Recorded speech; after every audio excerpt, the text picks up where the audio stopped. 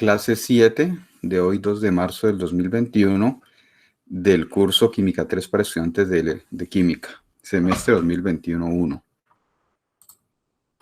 Bueno, como les había mencionado, la clase pasada, hoy pues vamos a discutir la fecha de presentación del examen, ¿sí?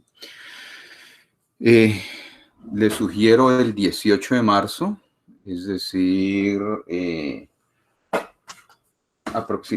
aproximadamente 15 días del día de hoy, un poquito más de 15 días, para la presentación del primer examen. El examen pues es de 9 a 11 de la mañana. Recuerden que el examen se va a realizar mediante la plataforma Campus Virtual. Entonces ya deben asegurarse que pueden ingresar a Campus Virtual y que pueden ingresar a la página del curso.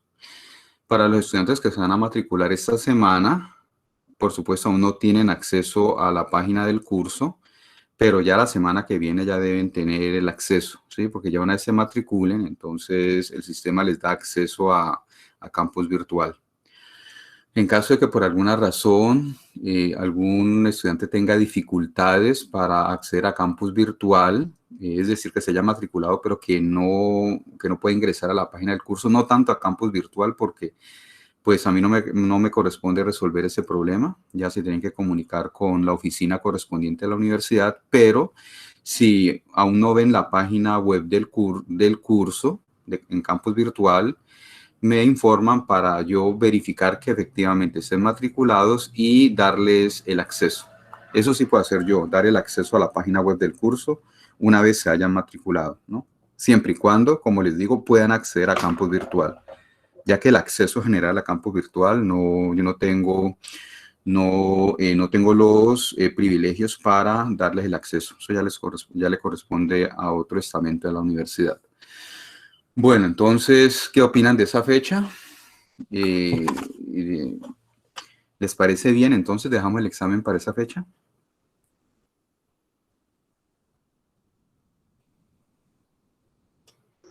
Tal vez es mejor. Bueno, Daniela, no le entendí. ¿Qué dijo? Sí, hasta ahora yo creo que es una buena fecha.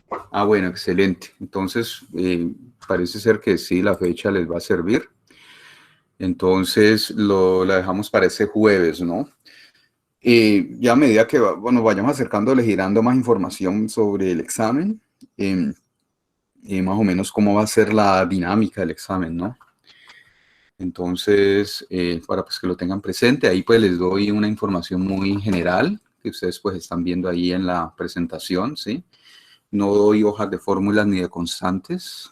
Ustedes deben tener a mano esa información, ¿sí? Ya que estos exámenes, debido a su naturaleza virtual, pues son prácticamente con libro abierto, ¿sí? Y con notas abiertas, ¿no? Entonces, ustedes como van a tener acceso a toda esa información, entonces no es necesario que yo se las dé. Y ya va a ser responsabilidad de ustedes ubicar la información que requieran para resolver los problemas. Bueno, también otro aspecto es que si por alguna razón se debe aplazar el examen, o sea, automáticamente se realizará el siguiente día de clases, es decir, la siguiente jornada. No el jueves 18, sino que se realizaría el martes 23, ¿sí? En caso de que haya que aplazar el examen, ¿no? Por una razón de fuerza mayor, ¿no? Bueno, entonces, como les dije, más adelante iremos discutiendo un poco más del examen, ¿no? Bueno, ¿alguna pregunta, algún comentario al respecto?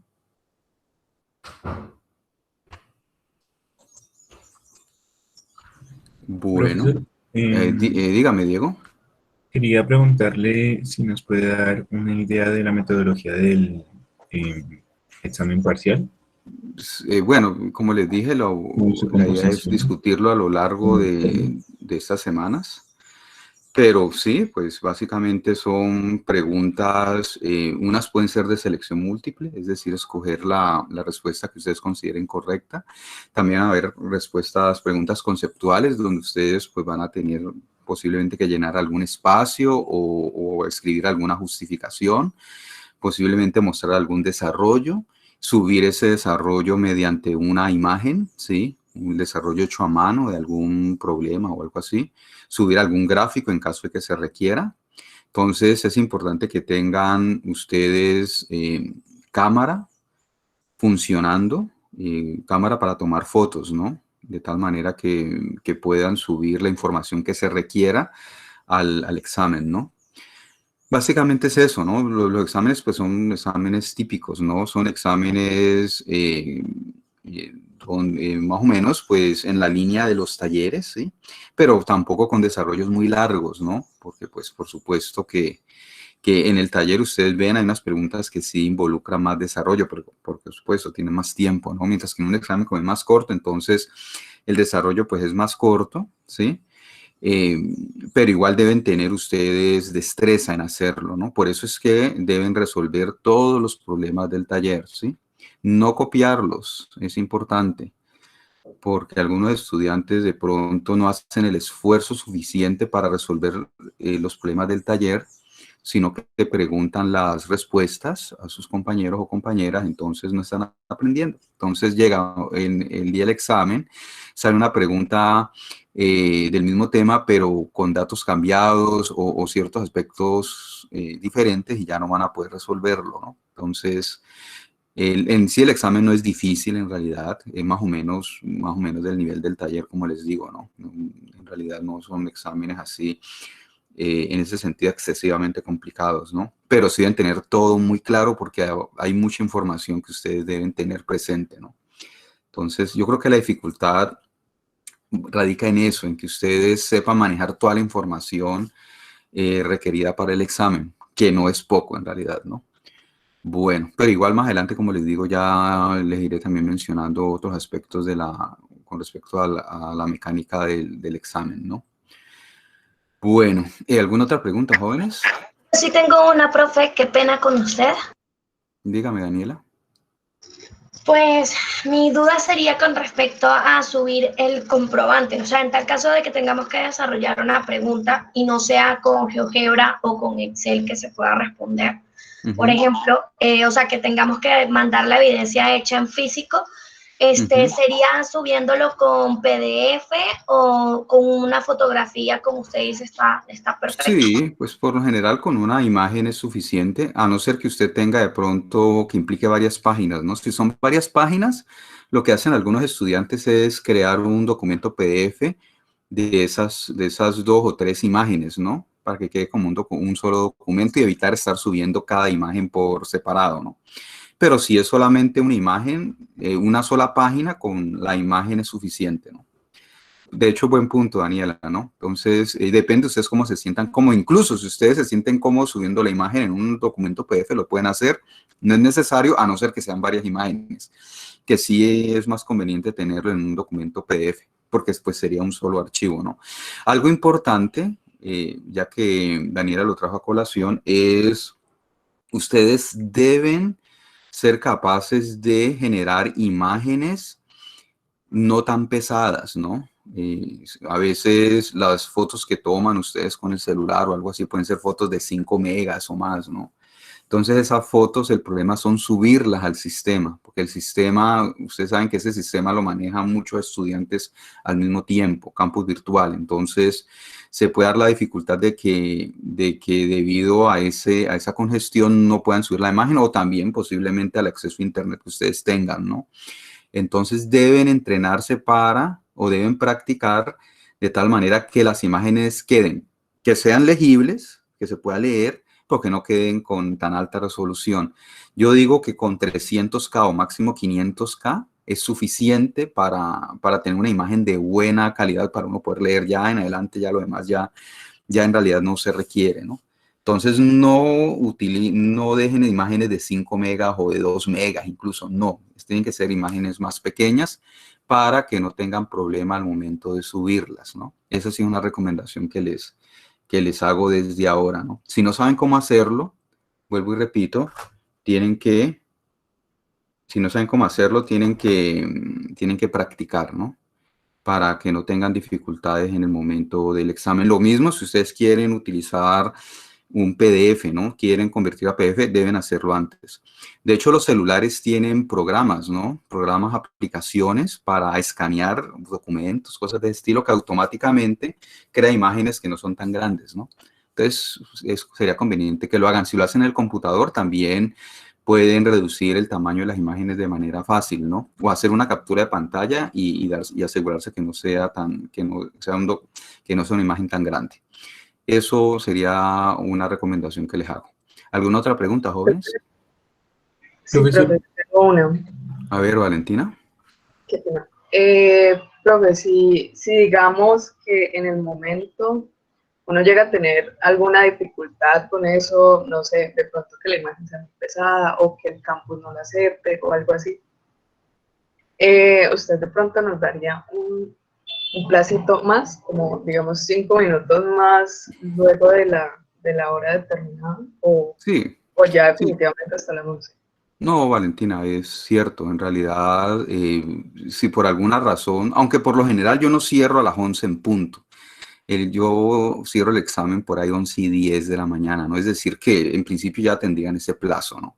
Pero si por alguna razón se demoraron un minuto más del cierre, no hay problema, en realidad, ¿no? El examen pues llega tardío, pero en realidad se podría aceptar, ¿no? Pero igual yo les doy esos 10 minutos, ¿no? Ahora, yo también lo que suelo hacer es activar un formulario de Google para que en caso de que tengan alguna dificultad, porque es posible que haya dificultades con el campus virtual, eso a veces pasa, que sobre todo pasó en el semestre pasado, que campus virtual se estaba saturando, había muchos estudiantes al mismo tiempo, entonces a veces sacaba a los estudiantes de las evaluaciones, ¿no? Y no los dejaba volver a entrar, ¿no? Entonces, ojalá eso ya se haya resuelto para este semestre, porque la idea era que iban a aumentar la capacidad de campus virtual para este año ya. Supongo que ya lo hicieron, entonces no debería haber ese tipo de problema, ¿no? Pero en caso de que lo haya, pues sí, y que ustedes tengan que subir alguna imagen, pues en caso de que ocurra esa situación remota, pues podríamos gestionar un documento de Google, por ejemplo, un formulario de Google para que lo suban a través de allí, por ejemplo, ¿no? Esa sería una posibilidad, ¿no? Que, como les dije, lo hice el semestre pasado y funcionó bien, aunque al final nadie lo utilizó, ¿no? Al final nadie recurrió al documento de Google, al formulario de Google, pero igual era una posibilidad, porque pues hay que prever ese tipo de eventualidades, ¿no?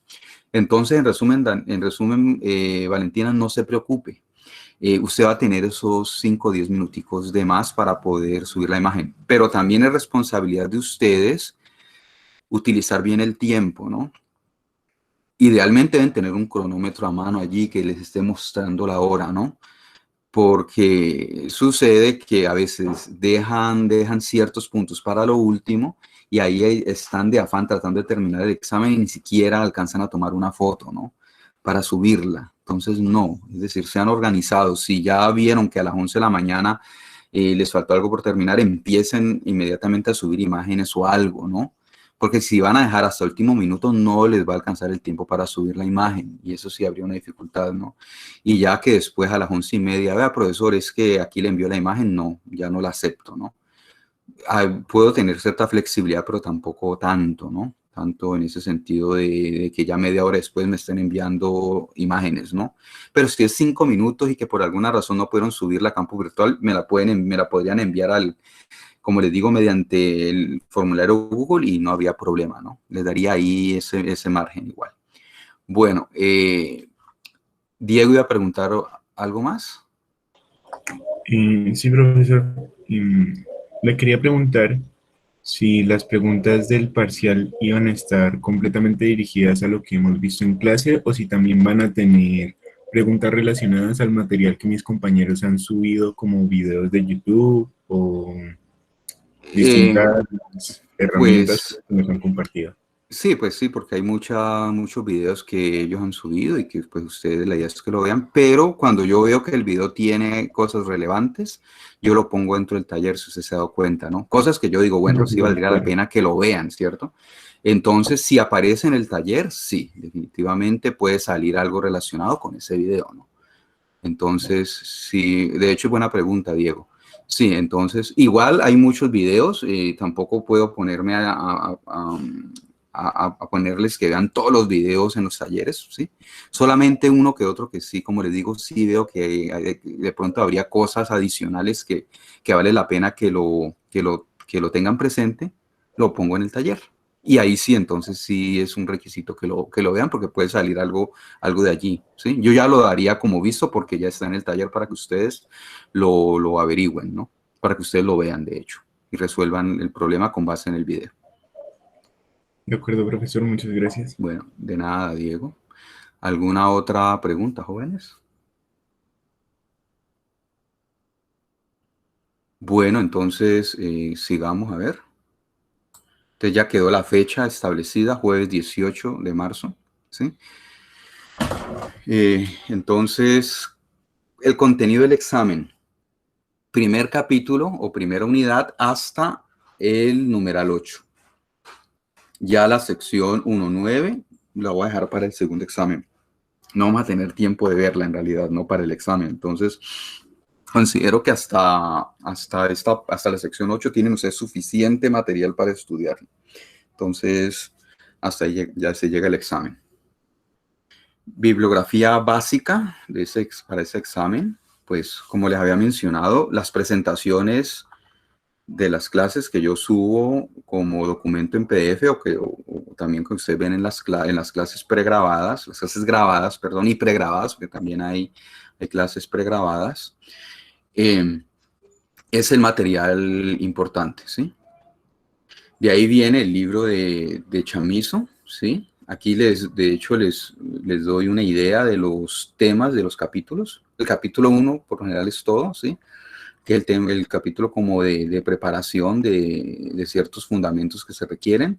Capítulo 2 y esas secciones del capítulo 2, lo mismo capítulo 3 y capítulo 6, ¿sí? Con estas secciones, ¿no? Para que tengan presente. Y las notas del profesor Julio Arce hasta el número 6. Llevo 3 subidas y a lo largo de esta semana ya subiré las otras, ¿no? Para que también ustedes lean la información de allí, ¿no? Ese es el material bibliográfico, ¿no? Que se requiere para que ustedes preparen el examen. Bueno, entonces, ¿alguna pregunta hasta aquí? Ya voy a iniciar ya el tema de la clase.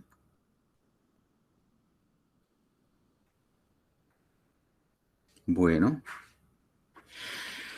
Ahora entonces, primero, como es usual, voy a hacer un repaso de lo que vimos anteriormente y también del tema que les dejé como tema pregrabado, como interludio, ¿sí? Para que ustedes lo vieran y aquí resolver dudas, ¿no? Entonces, el tema de la ecuación de Schrödinger independiente del tiempo, la ICID, es lo primero que vamos a ver, ¿sí? Entonces, recuerden que ese tema nos permite, tanto ese tema como el tema de modelo de partícula en una caja unidimensional nos sirve, esos dos temas nos sirven para resolver ese interrogante de cómo obtener la función de onda cuántica de un fenómeno de interés, ¿no? Físico de interés, ¿sí? Entonces, ¿cómo en última se obtiene la ECID? ¿Sí? Yo les dije que la ECID en realidad no se puede demostrar, ¿no? Usted no puede derivar esa ecuación o deducirla, ¿no? Pero sí puede justificarla, haciendo una analogía con la mecánica ondulatoria clásica, ¿sí? Entonces, algo importante para obtener la ECID es tener el comportamiento de onda estacionaria clásica, ¿sí? Recuerden que una onda estacionaria clásica, una onda estacionaria tiene unas características importantes, ¿no? Que los nodos son fijos y también los antinodos, ¿no? Hay un movimiento en el tiempo, pero tanto nodos como antinodos, las posiciones de ellos permanecen fijas, ¿no? Y ya vimos cómo se construye una onda estacionaria clásica, ¿no? Una característica en términos matemáticos es que la onda estacionaria clásica se puede escribir como el producto de dos funciones, cada una dependiendo de una variable diferente. X, que depende de la variable X, y T, que depende de la variable tiempo. Variable de posición y tiempo están separadas, ¿no? Esa es una característica de una onda estacionaria, ¿sí? Es decir,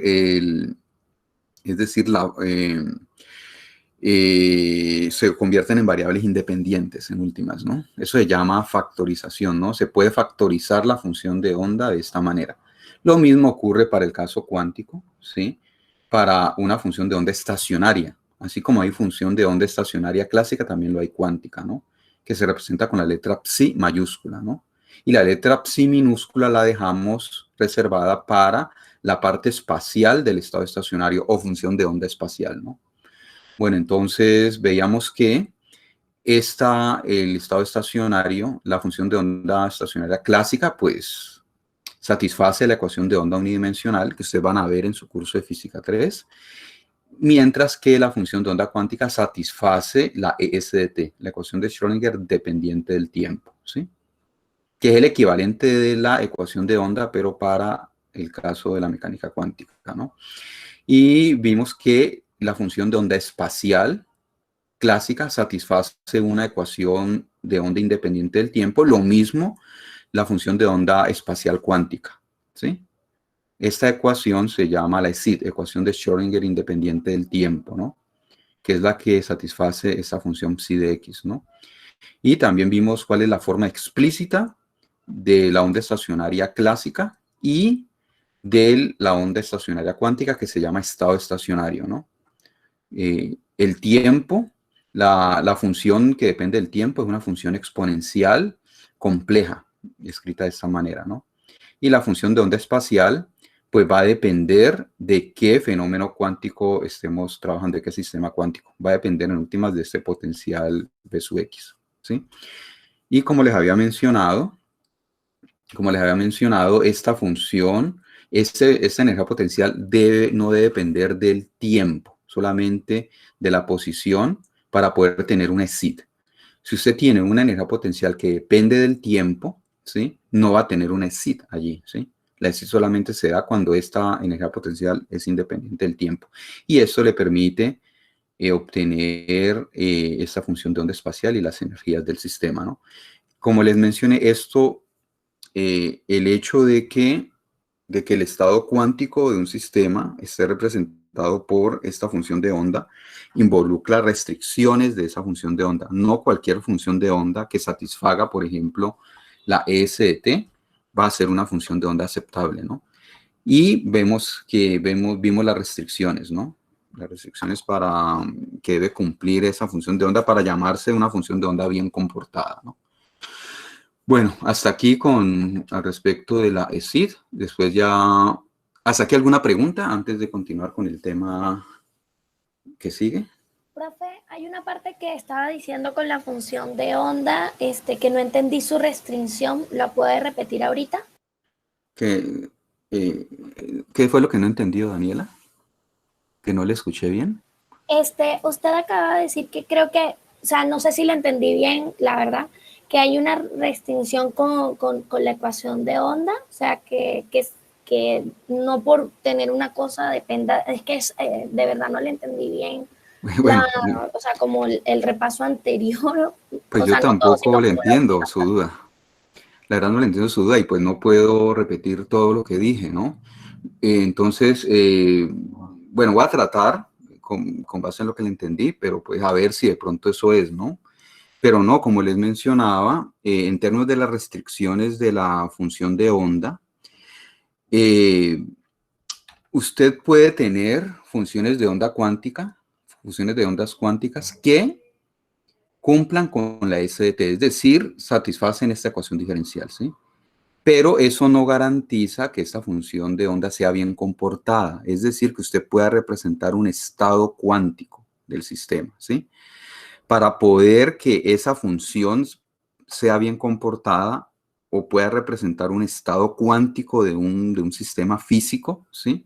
Debe tener ciertas restricciones. Y estas son las restricciones para el caso unidimensional, ¿sí? Entonces, una función de onda que no cumpla con estas restricciones puede satisfacer esta ecuación, la SDT, pero no va a ser una función de onda adecuada, es lo que quiero decir. Ahora, en este curso, en realidad, nosotros vamos a tratar, en realidad, funciones de onda bien comportadas por lo general, ¿no? Esos detalles ya de ciertas funciones que no son buenas candidatas se ve con más detalle en el curso de química cuántica, ¿no? Entonces es hasta allí más o menos la idea. No sé, Daniela, si eso le responde su pregunta Sí, o sí, quedó algo sin responder. sí respondió. Gracias, Bueno, profe. Qué pena no bueno, haberle, no haberle explicado bien cuál era mi no, duda. no se preocupe, Daniela, pero igual, igual esa es la idea, ¿no? Que pregunten si no entienden algo, ¿no? Bueno, ¿alguna otra pregunta, jóvenes, antes de continuar?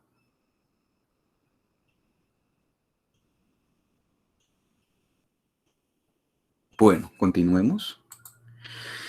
Ya, entonces, ¿qué vamos a hacer ahora? Ahora, con el siguiente tema, que es modelo de partícula en una caja unidimensional, ya vamos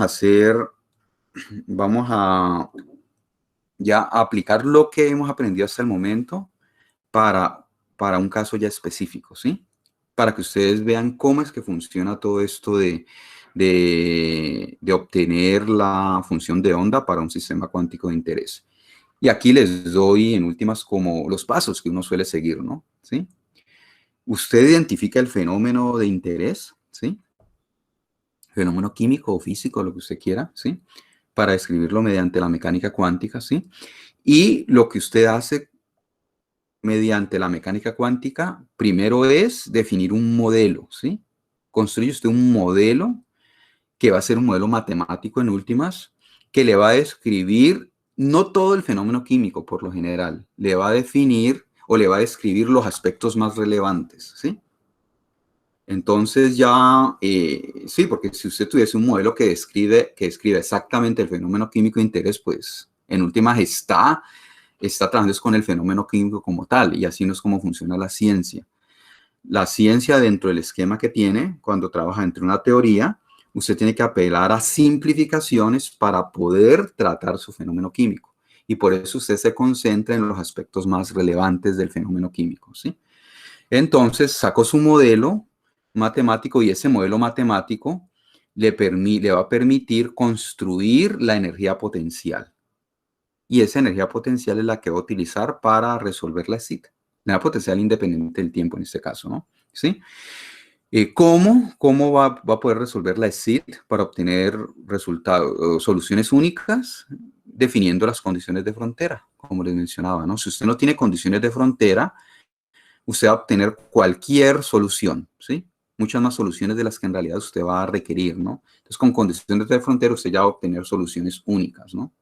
¿Sí? ¿Y cómo resolver ese SID? Pues depende del modelo matemático que usted tenga, depende de la energía potencial que usted tenga. Para la gran mayoría, usted no puede resolver esa ecuación exactamente con los métodos que se suelen ver en los cursos de ecuaciones diferenciales. Para unos pocos casos sí se puede hacer. En este curso, pues veremos estos casos en los cuales se puede resolver, varios de ellos, y también veremos técnicas que se utilizan para resolver la SID de sistemas donde ya no hay solución exacta, ¿sí? Son métodos aproximados, ¿no? Esos métodos aproximados también pueden ser analíticos o también pueden ser numéricos. Y en realidad se combinan, en realidad. Ya los casos más sencillos se pueden hacer de manera analítica, pero ya los casos más complicados se debe utilizar métodos numéricos para poder obtener esas soluciones aproximadas, ¿no? Bueno, pero igual se puede resolver la SID, ¿no? Eso en principio usted la puede resolver, ¿no? Entre más complicado sea el sistema, usted tiene la estrategia para resolver la SID de manera aproximada, solo que entre más complicado sea el sistema, va a depender de sus recursos computacionales, ¿sí? Si va a poder resolverla o no, ¿sí? Y entre más complicado, pues va a requerir usted más y más recursos computacionales hasta que al final llega un límite en el cual usted ya va a tener sistemas que usted no va a poder resolver la SID mediante estos métodos aproximados, ¿no? Entonces tiene que recurrir a más y más aproximaciones todavía, ¿no? Bueno, entonces el primer modelo, que es el modelito más sencillo que se suele utilizar, es el modelo de una partícula en una caja unidimensional, ¿sí? Como les había mencionado en la grabación, ¿sí? Es un modelo ficticio, ya que no existe en la realidad. En la realidad uno no tiene energía potencial que tome valor infinito, ¿sí? Eso en realidad no existe en la práctica. Pero el hecho de tener que la energía potencial valga infinito en estos intervalos, ¿sí? y que valga 0 dentro del intervalo 0L, va a hacer que el problema que la EXIT se pueda resolver, ¿no? Y como les mencioné, va a servir para estos fenómenos físicos y químicos que tenemos acá, ¿no?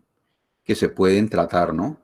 Les hablaba el de un electrón moviéndose a lo largo de un alambre muy fino, también electrones deslocalizados en cadenas lineales de átomos, y lo mismo ciertos electrones en moléculas tipo polieno conjugado cuasi lineal, ¿sí? Que se van a llamar electrones pi, que están deslocalizados a lo largo de toda la cadena de los átomos de carbono, ¿no? Bueno, entonces, como les había mencionado, debido a que la energía potencial está definida a trozos, la solución de la EXIT también es a trozos. Se debe resolver para cada intervalo, ¿sí? En los intervalos x menor o igual a 0 y x mayor que L, debido a que la energía potencial es infinito, tiene valor infinito, la función de onda debe valer 0. Entonces ya tenemos la solución, ¿sí? Que era lo que les mencionaba acá, si ustedes recuerdan, ¿no? Acá en las restricciones de la función de onda, ¿no? Cuando la energía potencial valga infinito, la función de onda debe ser 0, ¿sí? Bueno, entonces, pero para el caso 0L, para este intervalo, sí sale una ecuación diferencial que debemos resolver y que, como vimos, aplicando las condiciones de frontera, nos da las soluciones de tipo soluciones sinusoidales, ¿no? Entonces, las soluciones que van a dar, porque en realidad va a ser un conjunto solución, no va a ser una sola función como solución, sino que es un conjunto de funciones que van a estar dadas por esta fórmula y vamos a tener aquí un número n, ¿sí? Que es un número entero positivo, ¿sí? Entonces, dependiendo del número n, pues vamos a tener una función de onda espacial diferente. Y vamos a tener asociada para cada función de onda espacial una energía, que va a ser la energía también de la función de onda en general, ¿no? Que también va a depender de este número entero de acá, ¿sí? Entonces, esta restricción es debido a que tenemos ondas confinadas en un espacio, ¿sí? Eso mismo ocurre con las ondas estacionarias clásicas, de hecho. Las ondas estacionarias clásicas también presentan ese comportamiento de restricción en términos de las longitudes de onda que pueden haber allí en ese intervalo, ¿no? 0L, ¿no? Entonces, en realidad es una consecuencia del comportamiento ondulatorio de la materia la aparición de este número n entero positivo que se va a llamar número cuántico. Bueno, Profe, dígame, Daniel. es que, por ejemplo, las ecuaciones de energía cinética, yo creo que la vi por ahí por Chamizo, en el capítulo 6. Y yo no entendí bien la relación entre la longitud de onda y la longitud de la cuerda. O sea, ahí hubo una duda mía, pero no lo entendí muy bien. O sea, ¿para qué era eso? ¿Será que usted me puede explicar, por favor? Pero ¿cómo así? Es decir, nosotros vimos la longitud de la cuerda en el caso clásico y su relación con la longitud de onda que debe haber allí de la onda. Sí, lo vimos para el caso de onda estacionaria clásica, ¿sí recuerda? Sí, sí. Sí. Sí, profe. Entonces, ¿eso fue lo que usted no entendió? Sí, o sea, no entendí bien por qué, o sea, sí, no, o sea... No, pues no es entendí, o sea, sencillo. Me tocaría de pronto devolverme cuando vimos ondas estacionarias clásicas, ¿sí? Pero la idea es sencilla. La idea es que si usted tiene una cuerda, por ejemplo, una cuerda de guitarra atada en dos extremos 0L, y esos extremos son fijos, su cuerda está fija allí, el valor de la onda en 0 y en L tiene que ser 0. No puede tener otro valor, ¿sí? Y eso es lo que hace que la onda tenga una restricción en términos de la longitud de onda de la longitud de onda que debe tomar la cuerda, ¿sí? Por esa restricción, ¿sí? Porque si no tuviese esa restricción, la onda podría tomar cualquier valor de longitud de onda, pero debe satisfacer esa condición, que entre 0 y L, que en 0 y en L la función de onda debe valer 0, ¿sí? Entonces, si usted recuerda, venga, vamos a ver si lo tengo aquí. si no estoy mal fue la clase pasada, vamos a ver. Aquí eso fue aquí. Aquí fue. Si usted lo ve, esa restricción se daba porque para poder que se cumpla, que aquí sea 0, si usted ve, solamente ciertas fracciones, la longitud de onda debe tener ciertos valores específicos, ¿sí? Que se da por esta ecuación, por esta fórmula de aquí, que se obtiene para garantizar que la función de onda sea 0 aquí y acá. ¿Sí lo ve? Entonces aquí sale también el número n que yo les decía, ¿no? El número n que se va a llamar en mecánica cuántica, el número cuántico en realidad sale debido a la restricción de la onda, que la onda está confinada en alguna parte del espacio, en este caso en un intervalo 0L, ¿no? Eso es esa es la razón por la que sale esto. No sé, Daniel, si viendo esto le queda alguna duda o ya No, profe, se le aclaró el aspecto. ya entendí la... Eso. Esto mismo, de nada, Daniel, esto mismo, Daniel, de hecho es un buen punto que lo haya traído a colación, es lo mismo que ocurre aquí, en el caso de la partícula en la caja unidimensional, porque también tenemos el mismo caso, en el cual una onda confinada en este intervalo 0L, que es lo mismo que vimos acá, como le decía, para el caso de una onda estacionaria clásica, es como la cuerda de una guitarra. Es la misma situación, solamente que es una onda cuántica ya, ¿no? Bueno. Y entonces, lo importante para resaltar es que hay también energías con valores discretos, ¿no? Que va a depender del número cuántico n, ¿sí? Eso quiere decir que mi partícula moviéndose en este intervalo 0L, atrapada a moverse en este intervalo 0L, no va a tener cualquier valor de la energía, a diferencia del caso clásico, donde la partícula puede tener energía cero, ¿sí? O si tuviésemos la onda, por ejemplo, si quisiésemos ver en términos ondulatorios, ¿sí? Aquí, es como si la onda estuviese quieta, ¿cierto? Es decir, fuese cero amplitud a lo largo de 0L, ¿no? La onda quietica. O en el caso de una partícula clásica, sería la onda quietica, en reposo. Eso no puede ocurrir en mecánica cuántica, ¿no? En mecánica cuántica, eso sí da una restricción, ¿no? Bueno, aquí entonces les mostraba las imágenes de esas funciones de onda, cómo serían dependiendo del valor de n, ¿sí? Vemos la cuantización de la energía como les mostraba. Y también les mencionaba yo aquí, importante que ustedes analizaran que es importante no que analizaran, sino que entendieran que este gráfico es un gráfico que son 2 en 1, ¿no? Por eso lo hice con una animación, ¿no? Donde aquí lo estoy representando las funciones de onda y a su vez los valores de energía de cada función de onda espacial. Que si yo no combinara estos dos gráficos, tendría en el intervalo 0L las ondas ahí superpuestas, mezcladas, no se verían bien. Pero cuando yo considero la escala de energía y separo cada función de onda dependiendo de su energía, utilizando la escala de la energía dada por la energía potencial, puedo verlas por separado. Es una aclaración porque a veces los estudiantes se confunden con esto y creen que esto es una caja bidimensional, que es como si fuese un pozo que tiene longitud, longitud L, ¿cierto? Y que tiene como una altura física, en realidad, cuando no es una altura física, no es una altura en términos de posición, en realidad. Es la altura, está dando es la energía, en realidad, de la onda, ¿no? Y eso muestra como si fuese una cajita o un pocito, por ejemplo, pero es un pozo energético, no es un pozo físico, ¿sí?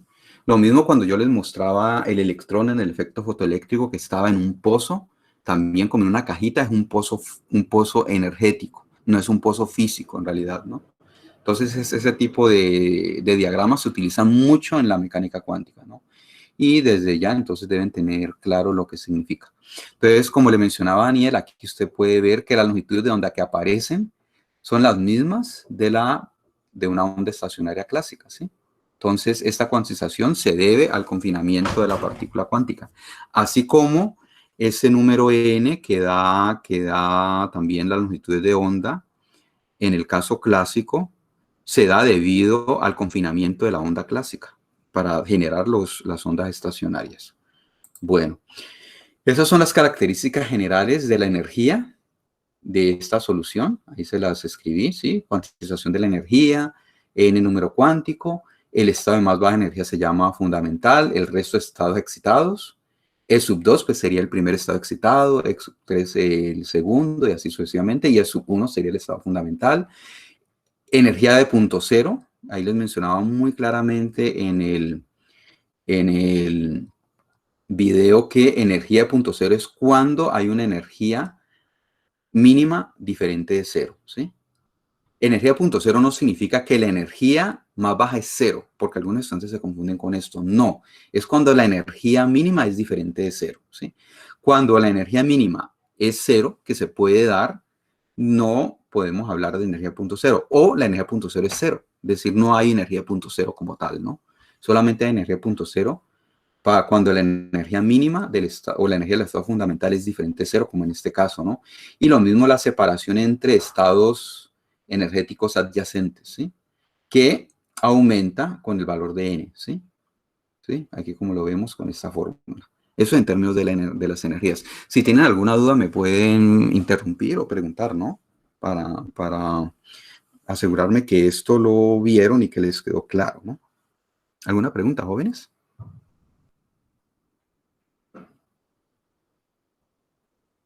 Bueno, continuemos.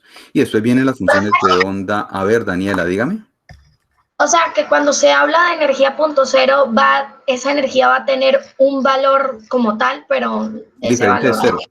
Exacto. Diferente de cero. Y no es energía punto cero, es energía de punto cero, ¿sí? Entonces, energía de punto cero y es un valor diferente de cero. Si un sistema tiene energía mínima igual a cero, no tiene energía de punto cero, ¿sí? Bueno. Las funciones de onda espaciales, como les mostraba, tienen la misma forma de las funciones de onda espaciales, de una onda clásica, ¿sí? Pero hay una gran diferencia, ¿no? Las funciones de onda espaciales de una onda estacionaria clásica, usted las puede ver. Las ondas estacionarias en una cuerda, usted las puede ver, ¿sí? Mientras que acá no, usted estas ondas no las puede ver, ¿no? Porque recuerden que una onda cuántica, una función de onda cuántica, implica una perturbación de un campo de probabilidad, ¿no? Entonces, los campos de probabilidad no se pueden ver, ¿no? Son entes abstractos, mientras que las ondas físicas usted sí puede verlas, es la diferencia, pero usted puede ver que la forma de las funciones son las mismas, en sentido matemático son las mismas, ¿no? ¿Sí? Y también les mencionaba otras cosas, que eso se llaman estados ligados, ¿sí? Para diferenciarlos de los estados desligados o no ligados, que no se ven en este curso. Esos estados se ven en el curso de química cuántica, los estados no ligados. También la existencia de nodos, ¿sí? Que también aumenta cuando n aumenta, y también que usted puede catalogar las funciones como pares o impares con respecto al centro de la caja. Si usted trasladase el origen de coordenadas al centro de la caja, usted puede clasificar esas funciones como pares o impares, ¿sí? Importante saber que una función par-impar, supongo yo que ustedes lo saben, pero en caso de que no lo recuerden, por eso les dejé en el taller ejercicios, problemas para que ustedes reconozcan una función par y una función impar y las sepan diferenciar y también sepan cuando una función no es ni par o impar, porque pues se puede dar ese caso, ¿no? Que las funciones no sean ni pares ni impares. Este concepto va a ser importante a lo largo del curso. Es importante que lo tengan presente desde ahora. Bueno, en términos de densidad de probabilidad, ¿sí? Eso sí es un observable, ¿no? Usted sí puede medir las densidades de probabilidad, ¿no? ¿Sí? Ya sabemos cómo se hace, ¿no? Mediante intensidades o mediante densidades electrónicas, ¿no? Si tenemos que la partícula es un electrón, ¿no? Confinado, un electrón confinado, ¿no? Entonces, la interpretación que yo les mencionaba, ¿no? Donde tenemos el valor más alto de la densidad de probabilidad, pues ahí alrededor de ese punto la probabilidad es mayor de hallar a la partícula, ¿sí? O es más probable encontrar a la partícula alrededor de ese punto, ¿no? ¿Sí? A este punto se le llama es el valor más probable por herencia con las distribuciones de probabilidad discretas, ¿sí? Por estas distribuciones son continuas en realidad, ¿sí? Pero recuerden que en el caso continuo, el valor más probable no es el valor de más probabilidad, porque para un valor exacto, un valor fijo, la probabilidad siempre es 0, pero sí alrededor de ese punto va a haber mayor probabilidad si usted divide todo el espacio en intervalos de igual longitud, intervalos pequeños de igual longitud, como les había mencionado la clase pasada, ¿no? Y entonces, alrededor de estos, o en estas regiones o intervalos verdes, por ejemplo, es más probable hallar a la partícula, y alrededor de los intervalos rojitos es menos probable hallarla, porque vamos a tener allí los nodos o vamos a tener los extremos de la caja donde la función de onda, donde la densidad de probabilidad, que es el módulo al cuadrado de la función de onda, pues va a estar cercana a 0, ¿sí?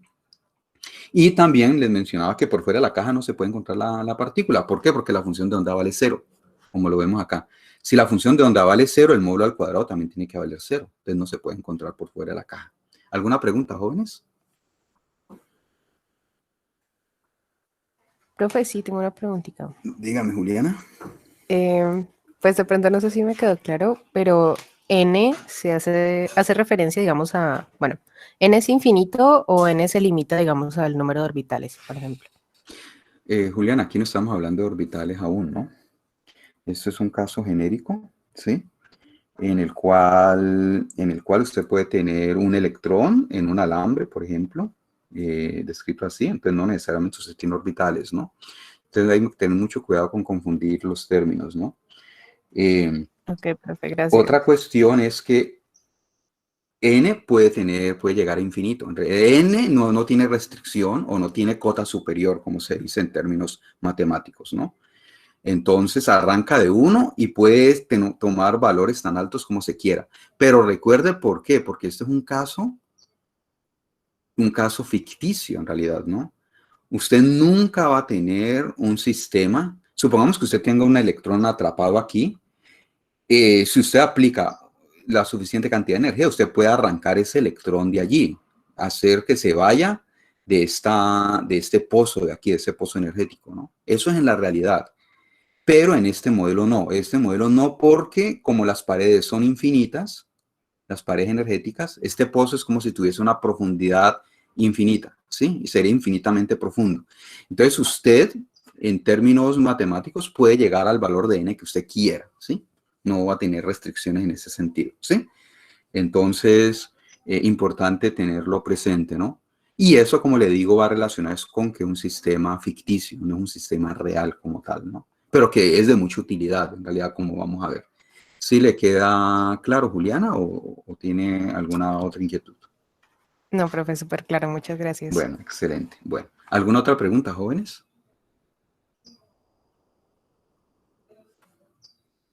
Bueno, continuemos entonces. Y por último también les mostré, era algo pues que a veces no lo muestro, pero esta vez sí quise hacerlo. Es porque cuando usted ve estos casos acá, por ejemplo, estas ondas, usted ve que en realidad no se están moviendo, ¿no? Entonces, por eso es que yo siempre les hablo de funciones de onda espaciales. La parte espacial no depende del tiempo, entonces pues no se mueve, ¿no? Pero la onda como tal, la función de onda como tal, sí tiene una parte dependiente del tiempo, que está dada por esta función de onda o está dada por esta función compleja, que tiene una parte real y una parte imaginaria. Si usted grafica las partes reales e imaginarias por separado, usted sí vería el movimiento de la onda cuántica, ¿sí? Bueno, lo vería entre comillas, porque en realidad ese movimiento usted no puede verlo físicamente, en realidad, porque usted no puede medir la onda. Usted lo que puede medir es el módulo al cuadrado de la onda. Y el módulo al cuadrado no depende del tiempo. Entonces, usted vería ese tipo de comportamiento, más no va a poder ver estas oscilaciones que se ven aquí, ¿no? Pero ustedes pueden ver que estas oscilaciones son las mismas de una onda estacionaria clásica, solamente que no se pueden ver porque aquí lo menciono. Porque esta función de onda representa un campo de probabilidad que está oscilando en el tiempo. Y los campos de probabilidad no No son, un campo de probabilidad no es una cantidad física que usted pueda medir, ¿no? Y vean en contraposición del movimiento clásico, que sería el recuadro A. La partícula chocando a tiempos específicos contra las paredes de la caja, mientras que acá la partícula está deslocalizada en toda la caja. En toda la caja va a estar deslocalizada, como usted la ve aquí. Que hay mayor probabilidad de ser encontrada en diferentes intervalos, es cierto, pero en realidad está deslocalizada, cosa que no ocurre en el caso clásico, que usted sí puede, que la partícula va a tener una posición fija a un tiempo determinado, ¿no? Bueno, con esto entonces ya terminamos lo que es la partícula en una caja unidimensional. Lo que les quiero mostrar ahora es una aplicación de esto, ¿no? Es un electrón deslocalizado en una cadena lineal de átomos, ¿no? Esto es resultado de un experimento que hicieron hace ya más de 15 años, en realidad, ¿no? Las técnicas en la fisicoquímica, las técnicas experimentales ya están tan avanzadas que usted sobre una superficie dada, por ejemplo, acá una superficie de un cristal, este cristal de níquel aluminio, usted puede ya manipular los átomos prácticamente y crear estas cadenas lineales de átomos. En este caso es paladio. Tenemos entonces que la cadena más larga que se pudo fabricar aquí sobre esta superficie del cristal es de 20 átomos alineados, ¿sí? Formando como una cadenita, ¿sí? Una cadenita de átomos. Acá se ve, y acá se ve la imagen, ¿sí? Detalles de cómo se hace esto, pues pueden acudir al artículo, ¿no? Este artículo ustedes lo pueden bajar debido a que la universidad tiene suscripción a la American Chemical Society, a toda la base de datos de ellos, entonces se puede conseguir fácilmente. Y entonces ustedes pueden ver cómo aquí se vería la cadena de átomos. Pero esta cadena de átomos en realidad, pues, en realidad se está viendo en realidad es la densidad de electrones como tal, ¿no? Es lo que en realidad acá es lo que se está haciendo y con eso se identifica que tenemos la cadenita de átomos de paladio, de 20 átomos de paladio alineados. Entonces vemos que es un caso en el cual tenemos vemos que los electrones de los átomos de paladio van a estar atrapados aquí, en esta cadenita, aquí en este intervalo que va de aquí a acá. Debido a la interacción con la superficie del cristal, resulta que es posible tener en esta cadenita un electrón moviéndose aquí, ¿sí? Y es posible, de hecho, medir la densidad electrónica de ese electrón moviéndose aquí, ¿sí? Cuando se grafica esa densidad, ¿sí? De ese electrón moviéndose a lo largo de esta cadenita que tiene, vean, que tiene una anchura de 6 nanómetros, ¿sí? Y se mide esa densidad electrónica. Por supuesto que la densidad electrónica no es unidimensional, sino que en este caso se vería como bidimensional, ¿sí? Porque estaría sobre un plano. Pero usted puede obtener una curva unidimensional si usted traza una línea recta justo por el centro, como hicimos con la densidad de electrones en el experimento de la doble rendija, es lo mismo. Y si usted grafica esa curva o esa densidad de electrones a lo largo de esta línea recta, ¿sí? Que pasa por todo el centro, ve esta densidad o esta curva de densidad, ¿sí? La primera, la de más baja energía, ve que arranca casi desde 0 aquí y llega a 0 al otro extremo de la cadena. El estado con la energía siguiente, ve que arranca en 0, aumenta, disminuye casi a 0, prácticamente a 0, y después vuelve a aumentar. El que le sigue, aumenta, disminuye a 0, vuelve a aumentar, disminuye a 0 y vuelve a aumentar, y así sucesivamente, ¿sí? Eso es lo que usted mide experimentalmente de la densidad electrónica en este sistema. Si ustedes lo comparan asumiendo que tiene usted un electrón en esta caja, en esta cadena, o un electrón atrapado en una caja de esta longitud de 6 nanómetros, vean las densidades de probabilidad que se obtienen, ¿sí? Tiene la misma forma en realidad. Por supuesto que no van a ser idénticas. ¿Por qué? Porque este ya es un resultado experimental, es un caso ideal, un caso ficticio, pero le permite predecir a usted qué. permite predecir nodos, vean, regiones donde no se encuentra el electrón, ¿sí? Y le permite también predecir regiones de máxima amplitud, ¿sí? Entonces, ustedes como lo ven, esto es una realización experimental de la partícula en una caja, utilizando átomos de paladio alineados, ¿no? Ya más detalles de cómo hacer estas mediciones de densidad electrónica y todo eso requiere técnicas de microscopía de microscopía electrónica de barrido por efecto túnel. Todo esto lo pueden ver en el artículo, ¿no? Pero esa es la esencia en últimas de lo que se está obteniendo, ¿no? Entonces, partícula en una caja, a pesar de ser un modelo ficticio, ¿sí? Se puede utilizar para estudiar fenómenos físicos en la realidad, como el electrón deslocalizado en esta cadena de átomos de paladio, ¿sí? Y da resultados que son resultados cercanos a los experimentales, ¿no? Para hacer un modelo tan sencillo, un modelo ficticio, ¿no? Bueno, ese es el primer caso que les quería mostrar. También hay otro caso, que es el que les había mencionado como motivación para la partícula en una caja, y es el espectro ultravioleta visible de cadenas lineales, de cadenas cuasilineales de polienos conjugados, ¿no? Entonces, eso es lo que pues ya veremos con otro modelo, y ya vamos a hacer cálculos ya, vamos a obtener resultados cuantitativos que nos va a permitir comparar con los resultados que se ven en los espectros, ¿no? Y para eso, entonces, voy a trabajar ese tema. Esa aplicación del modelo de partícula en una caja unidimensional para este tipo de moléculas se llama el modelo OMEL, ¿sí? Que lo vamos a ver en la sección 7. Pero antes de ver este modelo, vamos a ver qué es lo que es un espectro, ¿no? Cuando yo les hablo de un espectro ultravioleta visible, ¿eso qué significa? Entonces, primero hay que hablar de interacción materia-luz, porque los espectros se obtienen haciendo interaccionar, bueno, los espectros ópticos en realidad, ¿no? Se obtienen haciendo interaccionar luz con una sustancia, ¿sí? Con una muestra de un compuesto determinado, ¿no? Bueno, ¿alguna pregunta hasta aquí antes de continuar con el tema?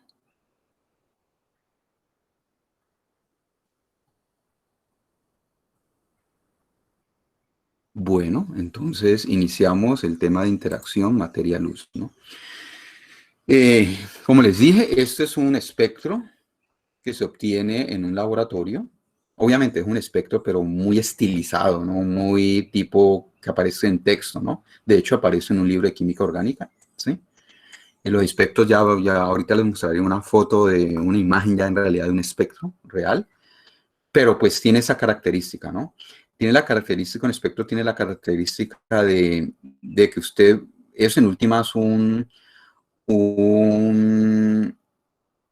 gráfico bidimensional donde en la abscisa o eje horizontal usted tiene la longitud de onda, su muestra, ¿sí? Y en el eje vertical alguna propiedad de su sustancia. En este caso la propiedad se llama absorbancia. Vamos a ver qué significa eso más adelante, ¿no? Entonces resulta que si usted irradia una muestra de un polieno conjugado cuasilineal, como en este caso el butadieno, con luz en la región del ultravioleta visible, ¿sí? Usted obtiene, hace un barrido de la longitud de onda, usted obtiene esto, ¿no? Usted obtiene una curva, ¿cierto? Que muestra un pico y después un descenso, ¿sí? De esa propiedad que se llama absorbancia, como les digo, ya vamos a ver qué es eso. Esto es un espectro óptico, ¿no? O un espectro para el caso de nuestro interés, vamos a llamar un espectro. Bueno, entonces resulta que el modelo de partícula en una caja unidimensional que habíamos, que tratamos, que acabamos, cuyo repaso acabamos de hacer, ¿sí? Sabemos que es un modelo ficticio muy simple, pero nos va a servir para describir ciertos electrones que yo les mencionaba, los electrones pi deslocalizados de estos polienos, ¿no? Resulta que la interacción de esos electrones con la luz es la que va a generar ese espectro en realidad, ¿no? ¿Sí?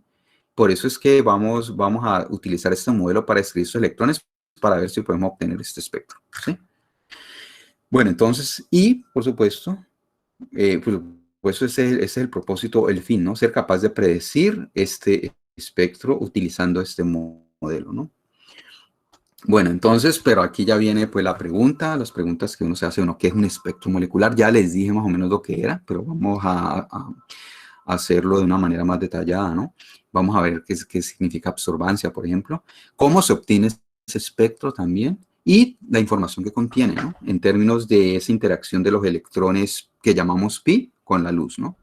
Bueno, entonces, para poder hacer el análisis de los espectros, entender lo que es un espectro, entonces primero vamos a ver qué sucede si yo hago pasar luz blanca, por ejemplo, la de un bombillo incandescente, ¿sí? A través de un prisma, ¿sí? Si usted hace eso, ¿sí? Y eso Newton y otras personas lo hacían, incluso con la luz del sol, pero vamos a ver que con la luz del sol es un poquito más complicado. Usted obtiene el arco iris. Una franja continua de colores que usted va a poder ver porque está en la región del visible. Entonces usted ve esto, ¿sí? Por supuesto que también hay luz en las otras regiones que usted no puede ver, pero lo que usted puede ver es esto que acá se ve, ¿sí? Lo pueden hacer si ustedes tienen acceso a un prisma, es fácil hacerlo con la luz del sol, de hecho ustedes lo pueden hacer, aunque la luz del sol exactamente no es luz blanca exactamente, ¿no? Y ya lo veremos por qué. Pero eso es lo que usted ve, ¿sí? Ahora, ¿qué sucede si esa luz blanca usted la hace pasar a través de un gas de átomos, ¿sí? Y luego la hace pasar a través de un prisma, ¿no? Que eso es lo que sucede con la luz del sol. En realidad, la luz del sol, cuando llega, esa luz ha pasado por los gases que están en la superficie del sol, que están conformando, podemos decirlo, la atmósfera del sol, ¿sí? Entonces, la luz que sale del sol ha atravesado esos gases primero, antes de llegar a la Tierra. Y eso es lo que usted observa. Usted observa también el arco iris, pero en ciertos lugares observa franjas negras, ¿sí? O líneas oscuras, ¿sí? Esa es la luz del sol, pero también, que de hecho Fraunhofer lo hizo a comienzos del siglo XIX, como pueden ver, y otro astrónomo, un astrónomo de apellido Secchi, lo hizo en el 1870 para no solamente la luz que viene del sol, sino la luz que viene de otras estrellas, ¿no? Y también observaba estos patrones, ¿no? De líneas oscuras. Y veía que había estrellas cuyos patrones coincidían, ¿sí? Y esa fue la primera, y es la manera que se utiliza aún hoy, ¿no? Para clasificar las estrellas, ¿no? ¿Sí? Dependiendo de ese arreglo de líneas oscuras que hay en este espectro, ¿no? Bueno, entonces, esto vamos a ver, que estas franjas y todo se va a llamar el espectro y va a ser un espectro de absorción, ya lo veremos. Pero también hay otra manera de generar estos espectros, ¿no? Es, por ejemplo, si usted tiene un gas de átomos, ¿sí? Por ejemplo, en un tubo de descarga se llama, y usted hace que una corriente eléctrica fluya a través del gas, ese gas va a empezar a alumbrar, ¿sí? Yo les dije que ese es el principio de las luces de neón, ¿no? Dependiendo del gas que usted tenga ahí dentro, va a alumbrar con un color específico, ¿no? Si usted somete esa luz que emite el gas cuando pasa una corriente eléctrica a través de él, usted obtiene lo contrario a lo que vimos anteriormente. En lugar de obtener el arco iris y unas franjas oscuras, son unas lineecitas de colores, contrastado con un fondo negro, ¿no? Fondo negro significa pues que no hay paso de luz allí, ¿sí?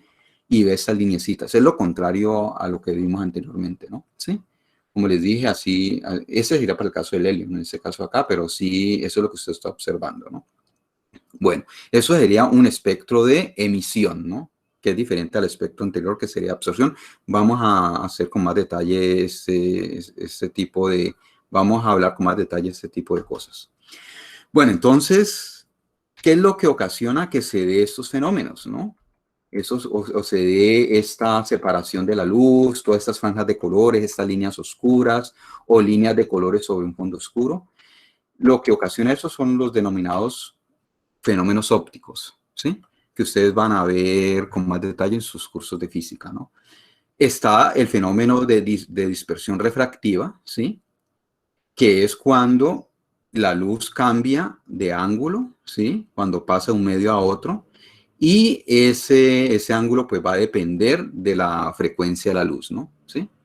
Entonces, y eso es lo que ocurre en un prisma, en últimas. Un prisma lo que hace es descomponer, por ejemplo, si usted le da un chorro de luz blanca, descompone la luz en la luz de diferente frecuencia que conforman ese chorro, ¿sí? Debido al fenómeno de dispersión refractiva, ¿no? Ya ustedes van a ver esto, las ecuaciones con detalle en su curso de física. Lo importante es que separa la luz en la luz que compone esta luz inicial que ingresó al prisma, ¿no? Bueno. Hay otro fenómeno también involucrado, ya es cuando esto es, como les digo, cuando pasa por un prisma, pero hay otro fenómeno cuando la luz, usted hace que la luz atraviese una muestra de átomos o de moléculas, ¿sí? Entonces, puede ocurrir el fenómeno de absorción de la luz, ¿sí? Entonces, el fenómeno de absorción de la luz, ¿sí? Ocurre, ¿sí? Con frecuencias muy específicas, ¿sí? Debido a la cuantización de los niveles de energía de los átomos y las moléculas, ¿no? ¿Sí? Entonces vamos a verlo aquí con este diagrama, ¿no? Yo les había mencionado, ustedes posiblemente lo conozcan de su curso de Química 1 o de su bachillerato, que la energía del electrón en el átomo de helio, en el átomo de hidrógeno, perdón, está cuantizada, ¿sí? Eso significa que la energía del electrón no puede ser cualquier valor. Va a tener estos valores. El valor mínimo, menos 2.18 atojulios, es decir, va a tener energía de 0.0 y va a tener otros valores dados, ¿sí? Entonces, eso lo habíamos visto anteriormente. Entonces, ¿qué sucede si usted tiene una muestra, por ejemplo, de átomos de hidrógeno, ¿sí? A temperatura ambiente, por ejemplo. Si usted tiene una muestra gaseosa de átomos de hidrógeno, ¿sí? A temperatura ambiente, todos los electrones van a estar en el estado de más baja energía, ¿sí? Que sería con la fórmula menos G sub 0 sobre n al cuadrado, con n igual a 1, y va a tener el valor de menos 2.18 atojulios, ¿sí? Ahora, ¿qué sucede si usted hace pasar luz a través de esa muestra de átomos de hidrógeno, ¿sí? Y si usted tiene fotones en la luz, ¿sí? Con frecuencia tal que la energía de ese fotón sea justo la energía para ir desde ese estado N1 al estado N2. Si usted tiene ese caso, el electrón de uno de esos átomos de hidrógeno va a absorber ese fotón, ¿sí? Y va a pasar al estado N igual a 2. Recuerden que ese absorber es entre comillas. No es que el electrón se comió como un Pac-Man, se comió al fotón y quedó más gordito, lo que sea, o algo así. No, no es que en realidad lo haya absorbido, porque estamos hablando de partículas cuánticas, ¿no? Ese término de absorción es un término en el cual hay una ganancia de energía por parte del electrón, y es porque el electrón está absorbiendo energía, en últimas, ¿no? Pero no es que se haya comido al electrón. Recuerden que eso está relacionado en la teoría cuántica de campos, con campos de vacío, que es con los que se representan a los fotones, ¿no? Bueno, entonces, absorbió energía, el fotón desapareció, por supuesto, y llegó a ese estado con n igual a 2, ¿sí? Solamente si hay fotones con esta energía es que el electrón puede pasar de aquí a acá, ¿sí? Si hay fotones, por ejemplo, con una energía intermedia que el electrón pasase, si absorbe esa energía de aquí, por ejemplo, a menos 1.4, no puede absorber ese fotón, ¿sí? Porque la energía está cuantizada. Entre menos 2.18 y menos 0.45 atojulios, fotones con esa energía, el electrón no los puede absorber, ¿sí? Tiene que ser justo esta energía, o energía, por ejemplo, para pasar al n igual a 3, de n igual a 1 a n igual a 3, ¿sí? O también de n igual a 2 a n igual a 3, también es otra posibilidad, ¿no? ¿Sí? Si usted tiene fotones con estas energías dadas por estas frecuencias, el electrón puede absorber esa energía. Electrones con otras frecuencias, fotones con otras frecuencias no pueden ser absorbidos, pasan de largo, ¿sí?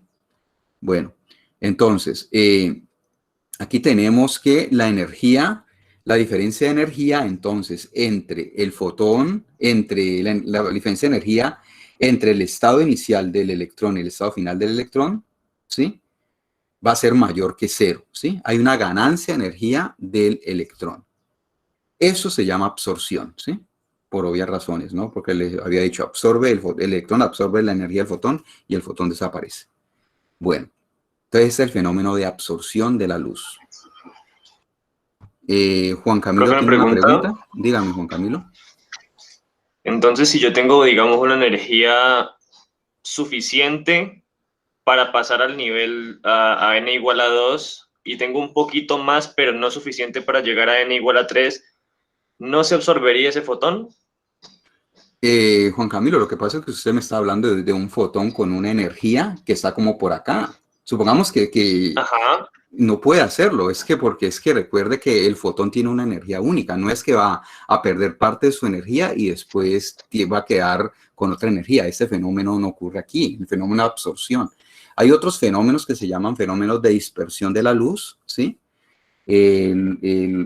Donde puede ocurrir ese tipo de cosas, con colisiones inelásticas, pero aquí no ocurre eso.